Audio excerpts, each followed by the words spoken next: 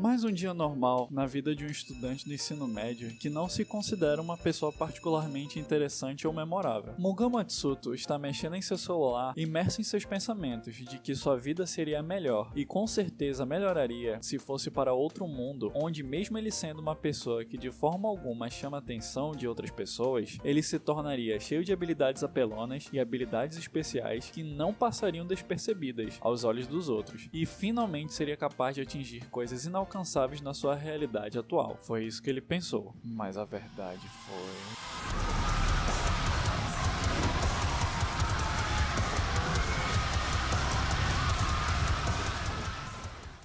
A cena volta para sua sala, onde uma colega de classe do Atsuto senta na mesa bem na frente dele. Ela comenta que ele vive com a cara no celular, e como ela lembra que ele queria ser escritor de light novels, ela pergunta se ele tá em algum site de publicação de light novel. Ela se chama Momose Toko, e comenta com ele que ouviu dizer que histórias de isekai estão em alta ultimamente, e ela rapidamente percebe e fala de forma brincalhona que finalmente ele não está mais olhando para a tela do celular. E o motivo da sua atenção, fora do celular, é a Yoshioka Shizuki, também uma colega da mesma classe do Atsuto. Então a Touka pergunta se ele era amigo de infância da Shizuki, e que eles não somente eram realmente próximos, como ambas as famílias eram realmente próximas. Ela disse tudo isso para rapidamente puxar outro assunto, que na verdade ela ouviu que o Atsuto e a Shizuki estavam se encontrando secretamente, e o Atsuto responde logo que não mesmo, admitindo com profunda frustração que a Shizuki tinha rejeitado seu pedido de namoro ano passado. Pega de surpresa a Touka. Ela já começa a pensar como foi isso que aconteceu entre os dois, então ela poderia... O Atsuto pensa que é natural que a Shizuki tenha recusado seu pedido, já que ela é inteligente e popular, e ele fica se remoendo por eles serem apenas amigos de infância, e jamais um cara desinteressante como ele poderia ter algo com uma garota do nível dela. E o parceiro que ele acredita que chegue mais perto de estar no mesmo patamar da Shizuki é o Koji.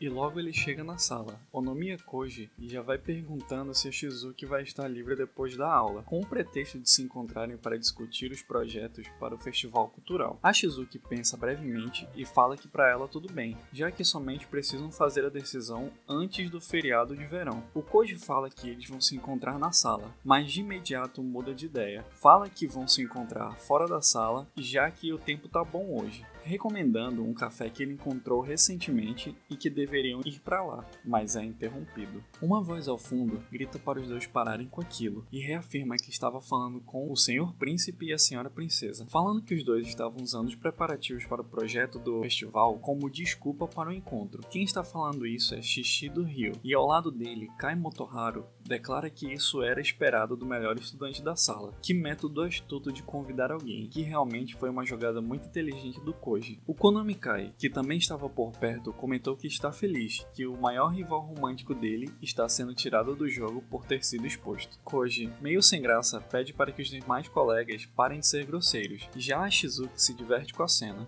Enquanto isso, o Atsuto está ignorando o que está acontecendo e volta a mexer no seu celular. O Ryo começa a comentar que a Shizuki e o Koji, ambos membros do conselho de classe, formam um belo e descolado casal, e que nesse ritmo ambos estarão casados, mas não consegue terminar de dizer a última palavra, pois é violentamente atingido por uma bolsada na cabeça, fazendo ele cair da cadeira e indo parar no chão. Kosaka Rizuna pede desculpas pois confundiu o Ryo com um obstáculo, mas ele reclamou que doeu. Retruca que aquilo que o atingiu foi forte demais para ter sido um acidente, e ela fez isso de propósito. Então ele se levanta e já lança a mão para cima na direção da Rizuna para dar um golpe nela, e então se depara com um oponente que ele não pode vencer, fazendo ele se assustar e parar o seu ataque até esquecer que estava sentindo dor ou raiva. Então mostra que quem se pôs na frente foi Sonoda Mio. Ela diz que um cara com uma cara tão assustadora quanto a dele gritando para Rizuna assusta ela. Então ela percebe que ele está olhando fixamente para um ponto específico e fala que ele está encarando os seus balões e que ele é nojento. A colega que está ao lado dela, da Mio, é a Satomi Shizuko. Declara que a Mio é muito irritante e que ela também está numa posição que expõe seus próprios balões. E fala que também é culpa do Ryo a Rizuna estar uma fera com ele. O Ryo não entende como pode ser culpa dele. O Kai fala pro Ryo que ele é realmente muito burro por não ter percebido de cara, pois é óbvio demais.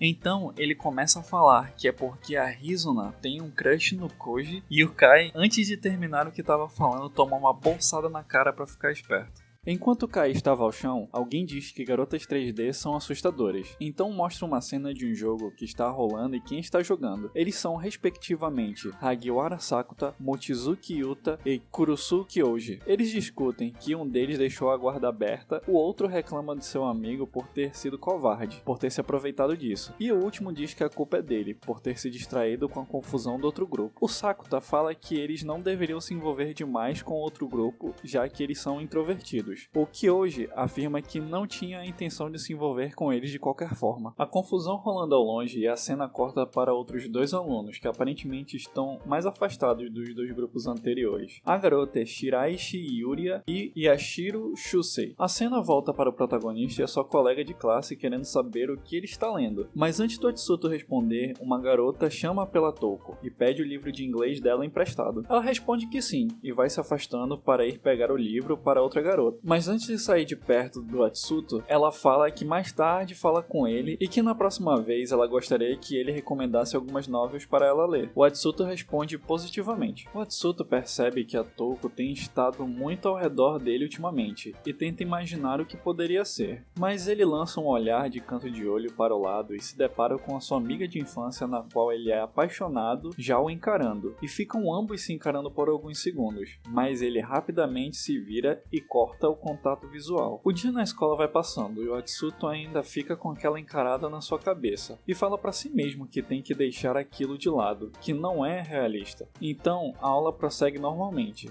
até que ambos se encaram de novo. Então Atsuto lembra que há um ditado que diz: você é o protagonista da sua própria vida. Ele sempre pensou que independente da história ser interessante ou não, isso era outro problema. Mas pelo visto não é bem assim. Se o protagonista tem falta de um charme próprio ou alguma habilidade especial, não haverá eventos dramáticos acontecendo na sua vida, e se esforçar não dá frutos. Você perde a garota que ama e então tudo inevitavelmente acaba. E não tem nada de interessante em uma história como essa, e que esse é o porquê dele estar escrevendo histórias e quer se tornar um novelista. Na nota escrita no caderno está escrito ideias de herói Sekai. Do nada, acontece um clarão que ilumina toda a sala, pegando todos os alunos de surpresa, deixando alguns em alerta e até assustados. Então, pelo lado de fora, a gente consegue ver uma espécie de runa mágica sobre a escola emitindo um som de carregamento.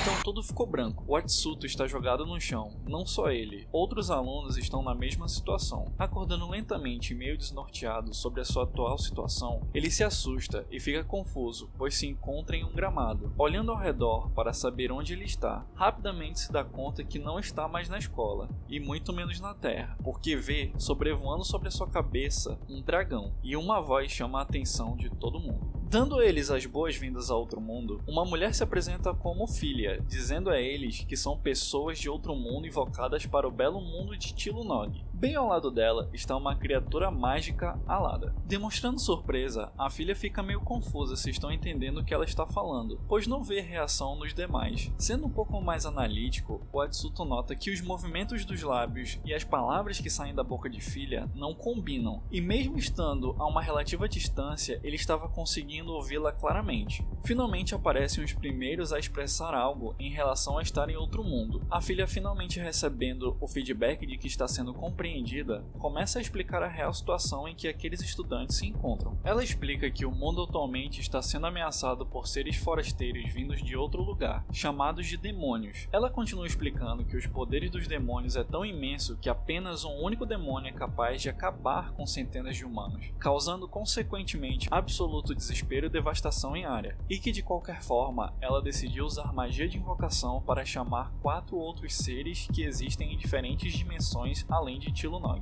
Animado, um dos alunos levanta a mão para perguntar se agora eles seriam heróis que salvariam o mundo. No meio de sua euforia, ele já estava imaginando sendo abençoado com vários poderes fortes e habilidades únicas. Filha, dá uma péssima notícia a todos de que lamentavelmente não é esse o caso deles, de serem heróis invocados para o mundo para salvá-lo, mas eles foram invocados para salvar os humanos de Tilunog, porém não heróis como eles esperavam. Com malícia no seu tom, a filha declara que eles serão sacrifícios vivos e ainda pergunta retoricamente se eles serão mesmo. Ela, agora não escondendo seu sarcasmo, informa a eles que eles não irão salvar nada, que o mundo de Tilonog há muito tempo foi destruído, que os humanos residentes naquele mundo são meros objetos dos demônios, que não passam de gado para o abate e brinquedo para eles, que os demônios os usam, matam e violam os humanos daquele mundo, e que naquele caso foram preparados substitutos para as calamidades que caíram sobre os humanos de Tilonog, para tentar evitar as calamidades, e que essa atitude é o natural e pede a compreensão deles. Agora aquele animalzinho que apenas estava observando demonstrou que, além de saber falar, ele se chama Malice. Ele estava contente com a performance da filha. Contente, ele declara que já esperava isso da sua amada escrava carnuda, enquanto apertava e fazia os balões da filha balançarem. Tomando a frente daquilo que iria acontecer adiante, ele diz que tem mais invocados do que ele imaginou. De forma sádica, ele declara: "Que tal cortarmos alguns membros do elenco?" E que começaria de forma estrondosa, ordenando ao dragão atirar fogo no meio dos estudantes. O Koji, percebendo o que iria acontecer, já grita para o resto do grupo correr, e então o dragão abre sua enorme boca e dá uma baforada de fogo. Enquanto o fogo se alastrava pelos arredores, os alunos tropeçavam, outros rolavam no chão, rolando pela colina abaixo, na tentativa de apagar as chamas. O Koji nota que aqueles que estavam ao seu lado, que foram pegos em cheio pelas chamas, não estão mais ali. Todos ficam em choque ao perceber quão poderoso foi aquele ataque, e que a situação deles não é nada boa. O demônio Melis declara que com aquele ataque talvez metade deles, cerca de 500, foram eliminados, notando que talvez tenha exagerado e tenha levado muitos deles de uma só vez, e que tanto faz, ele já queria ir logo ver a ação. Declarando com muita satisfação que o banquete começaria, os amados pets demoníacos do Malice avançaram em direção às oferendas do outro mundo que ele estava lhes presenteando, e poderiam se deleitar o quanto quisessem, que o show do massacre começou. Então, vindo do meio da floresta, um pelotão de orcs armados prontos para o banquete.